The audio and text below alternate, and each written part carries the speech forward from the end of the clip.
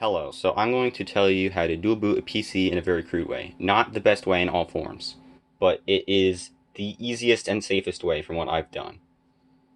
Mainly because I have a lot of difficulty trying to do it with other ways, including partitioning disks, which could possibly lead to wiping your entire disk, which isn't good, so yeah, just don't risk that if you have literally no experience in this. This is the easiest way. It has like no tweaking with software except for downloading one thing.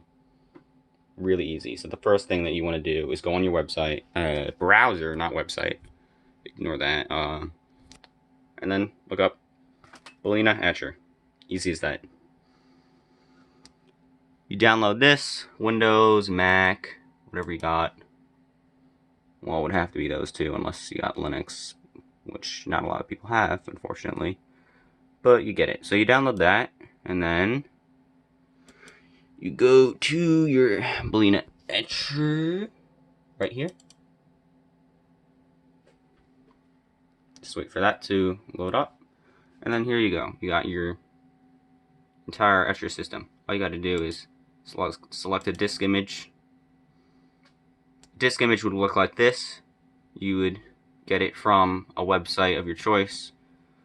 I would be assuming that you're probably trying to either boot up Windows or Linux. So I will just go back into a web browser and go to, let's do Ubuntu.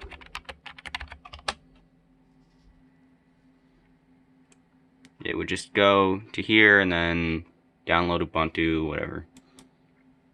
So you would select that image, select target.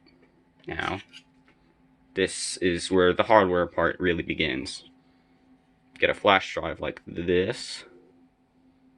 Just a normal flash drive, doesn't have to be any like bigger than like 8 gigabytes. I got a 64 gig because that's just what I have. Just shove that into your computer, just like that. So then when you go to select the target, right here it shows Luxar USB flash drive, 64 gigabyte. Always make sure that you are choosing the right drive, because if you don't, you will wipe your hard drive and you will get nothing back. Then you just click flash, and then do that. So just gonna wait a few minutes, and then this will be all done. Okay, so now it's all done. Windows will ask you to format the disk. Press cancel. It will literally ruin everything. Your disk is already unmounted for you, and you're good to go. So now, you just leave that plugged in. You don't actually need to unplug that, but you could if you want, I guess. Just shut down your computer, as so. And then you just want to go to the back of your computer. There's a switch over here. Yeah, and you don't have to unplug it, actually. Just do that switch and you should be completely fine. And now, you gotta open up your computer. With mine, I just have a couple thumb screws, but you may have to do more than that with other models.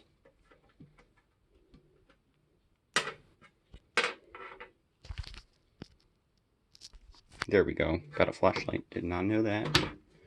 But now we know it now, so that's good.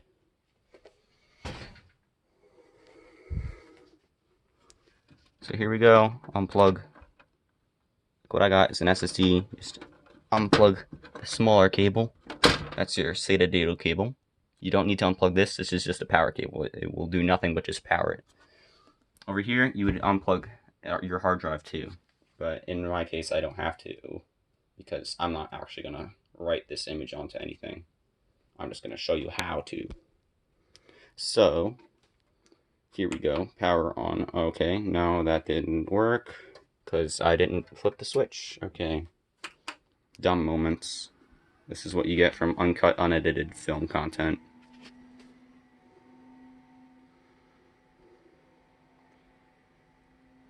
This is going to take a while. And here we are. We are in Kali Linux. This is just what I had, so whatever. So you can choose a live disk, or you can just install. What you would do is you'd press install.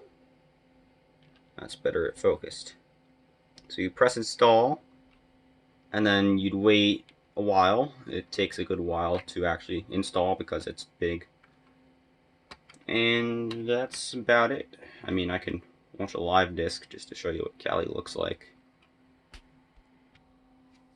In case you wanted to know, this is what Kali looks like. It's basically a hacking defense kind of thing. I don't really know too much about all that, but there it is if you just wanted to check it out. And once you power off your computer, as so, here you go in Kali Linux, and you wanted to go back into your original operating system, I think that would be Windows or something like that, you would just have to plug back in your SATA cable and have your computer switched off and then switch it back on or whatever. Now for disks, what you would install this onto, because I didn't cover that because I'm dumb. What you would do is get a hard drive. In my case, I just have an extra USB hard drive. You don't have to use one. You could use internal ones too. I'd prefer an internal one. I just only have USB. So you just plug that in and then install from that. Just bam, and then you're good to go. So that's basically it with all that. Nothing else that I could think of. So I think that's it. Have a good time. Leave a like and subscribe.